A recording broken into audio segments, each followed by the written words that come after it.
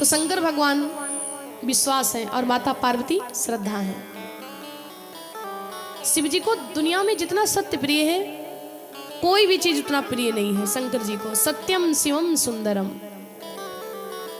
हाँ, तो मैं बता रही थी कि गोस्वामी जी ने 7 ही मंत्रों को क्यों लिखा और 7 ही कांड को क्यों लिखा रामचरितमानस में। 7 कांडों को रामचरितमानस में इसलिए लिखा है क्योंकि प्रथम में 7 मंत्र भी लिखे हैं बाबा ने और एक एक श्लोक एक एक कांड का प्रतिनिधित्व करता है। और दूसरी बात यह है रामचरितमानस में गोस्वामी जी ने पहले 7 मंत्रों को या तो इसलिए लिखा होगा कि एक हफ्ते में दिन कितने होते हैं, दिन भी 7 ही होते हैं, या तो इसलिए लिखा होगा कि कहीं हमारे ये भक्त ये न कहने लगे भैया प्रथम में मंत्र तो 6 हैं और एक हफ्ते में दिन 7 होते हैं, यानी 6 दिन रामचरितमानस को पढ़ना चाहिए, 7वें दिन नहीं पढ़ना चाहिए। कोई कह सकता था, कोई विद्वान दिमाग लगा सकता था कि हमारी रामचरितमानस में 6 मंत्र हैं और हम लोग इसी के अकॉर्डिंग चलेंगे, यानी 7वें दिन रामचरितमानस को नहीं पढ़ना चाहिए। तो ये संकेत करना चाहते हैं कि मैंने 7 मंत्रों को प्रथम में इसीलिए लिखे कि एक हफ्ते में दिन भी 7 होते हैं और इस रामचरितमानस को आप उन 7 दिनों में किसी भी दिन पढ़ सकते हो। यह कोई जरूरी नहीं कि मंगलवार के दिन ही पढ़ना चाहिए या बृहस्पतिवार के दिन ही पढ़ना चाहिए। किसी भी समय, किसी भी टाइम, किसी भी दिन पढ़ सकते हो। और तीसरी बात ये है कि या तो प्रथम में 7 मंत्रों को इसलिए लिखा होगा कि संगीत के स्वर कितने होते हैं, वो भी 7 ही होते हैं।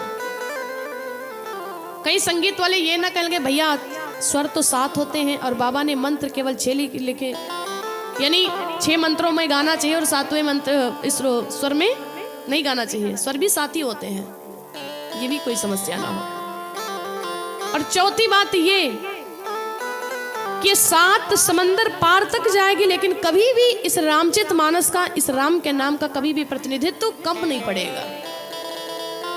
हम लोग देखते हैं सदियों से भगवान की कथा सुनते आ रहे हैं, सदियों से।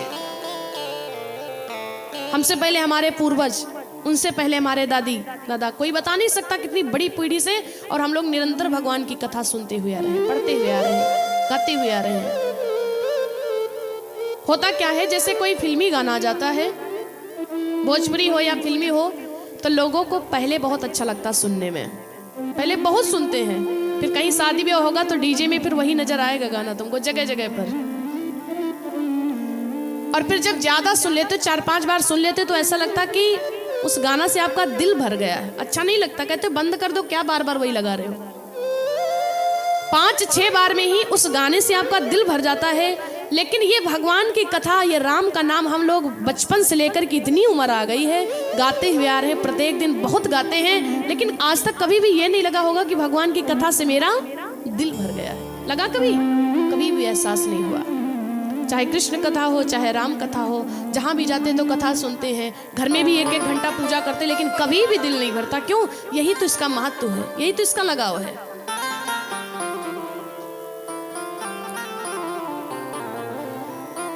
तो इसको रामायण को कल्प का वृक्ष बताया है, और इस वृक्ष की जो जड़ है वो है हमारा बालकांड।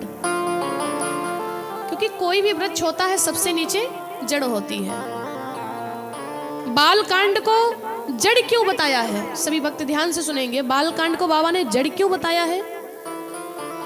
जड़ इसलिए बताया है क्योंकि जिस वृक्ष की जड़ मजबूत होती है ना, जिस पेड़ की जड़ मजबूत होती है, फिर कितना भी आंधी तूफान आए, चाहे पेड़ के बराबर जल भर जाए बरसात में, लेकिन जिस वृक्ष की जड़ मजबूत है, दूर दूर तक फैली हुई है, वो हिल तो जाएगा लेकिन कभी टूट नहीं सकता। क्यों? क्योंकि उसकी जड़ मजबूत है। और वैसे ये हमारे ग्रंथ की रामचरितमानस कल्प का वृक्ष है, और इसकी वृक्ष की जो जड़ है बालकांड, इसकी भी जड़ बड़ी मजबूत है। और बालकांड के बाद में कौन सा कांड आता है? अयोध्या कांड। और जब अयोध्या कांड आया तो अयोध्या कांड को जड़ के ऊपर का जो भाग होता, थड़ कहते हैं उसे, उसको बता दिया कि ये थड़ है रामचरितमानस की।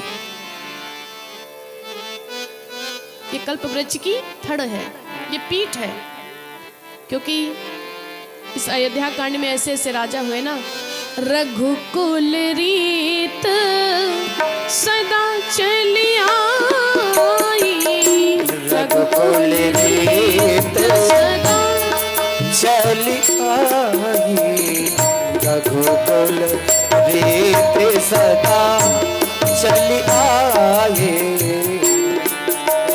रीत सदा चली आई। ये हमारी रघुकुल की रीत थी। कौन सी? रघुकुल रीत सदा चली आई, रघुकुल रीत सदा चली आई। कौन सी रीत?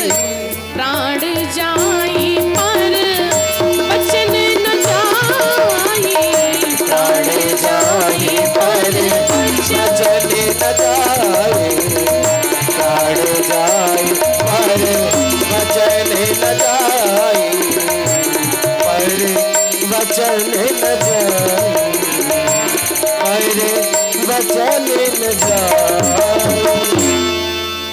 ये हमारी रघुकुल की रीति थी। और अयोध्या कांड में महाराज दशरथ जी के प्राण चले गए राम के लिए, लेकिन वचन नहीं जाने दिए। कोई बात नहीं के कही। मैया ने भी कहा, होत प्राप्त मुनि भेष धरि जाऊं ना राम बन जाही, तो मोर मरन राहुर अजस नृप समझियो मनवाही। अगर कल राम बन गया तो महाराज राम की ब्रह में आपकी मृत्यु होगी, मुझे कलंक लगेगा। लोग क्या कहेंगे, केकई ने राम का वनवास कर दिया। अगर कल राम बन गया तो आपकी मृत्यु होगी, मुझे कलंक लगेगा।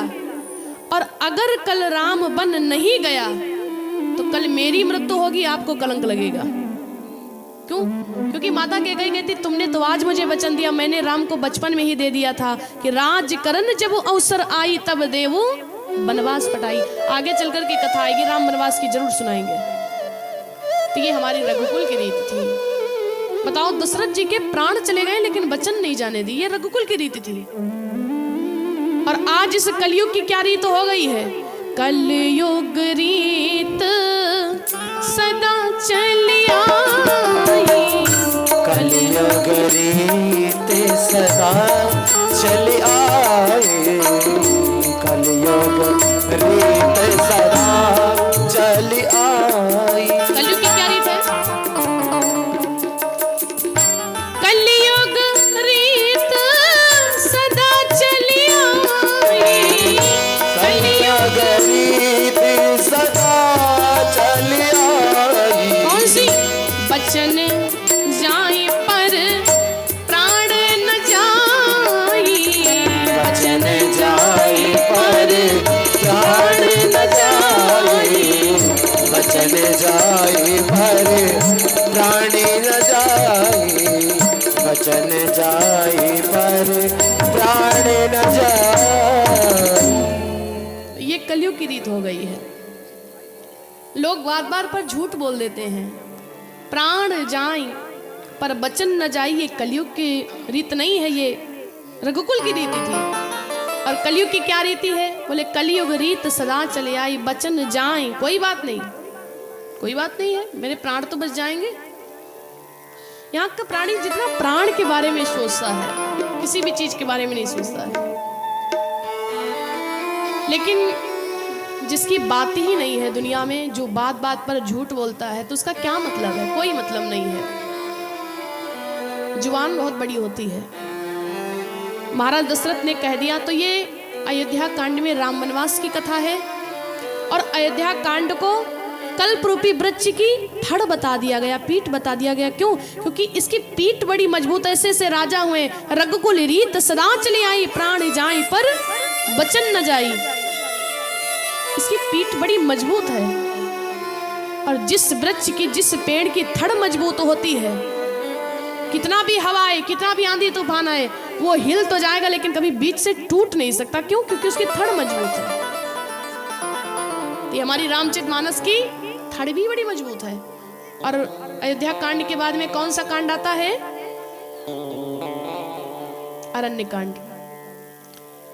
अयोध्या कांड के बाद में आता अरण्य कांड। अब थड़ के ऊपर का जो भाग होता वृक्ष में डालियां, और जब अरण्य कांड आया तो क्या बताया, बोले कल्प रूपी वृक्ष की जो डालियां हैं वो है हमारा अरण्य कांड। किसी भी वृक्ष में डालियां बहुत जगह से फूटी होती ना, और